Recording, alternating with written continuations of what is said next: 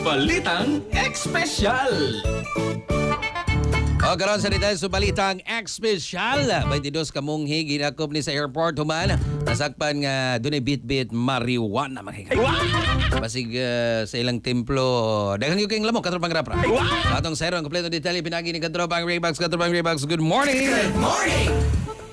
Gidakop ang 22 ka Sri Lankan nga monghe makatropa sa main international airport sa maong nasod. Human nga nasakpan nga dalaki ni og dako nga kantidad sa cannabis nga gitawag og kush o marijuana. Suma sa Sri Lanka Customs, ang kining mga monghe kuno miabot gikan sa Thailand human sa 4 ka adlaw nga bakasyon sa Bangkok. Apan sa ilang bagahe, nadiskubrihan ang gitago nga illegal nga druga nga mokabat kini sa 242 pounds. Suma sa mga otoridad nga matagos sa kanila nagdala og hapit 5 ka kilo sa druga nga gitago sulod sa false wall sa ilang maleta. Suma sa report kadaghanan sa mga nadagpan nga batanong estudyante sa lain-laing templo sa Sri Lanka og giingon ng ilang biyahe gipunduhan sa usa ka negosyante. Giisip kini nga pinakadakong seizure sa kush cannabis sa main international airport dito sa Sri Lanka.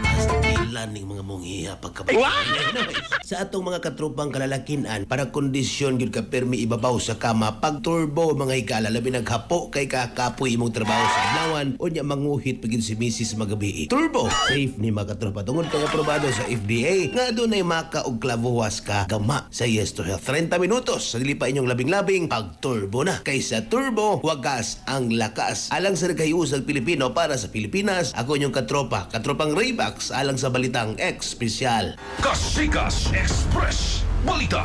Cellphone Plus Gold. Mapalit sa mga butika sa inyong lugar.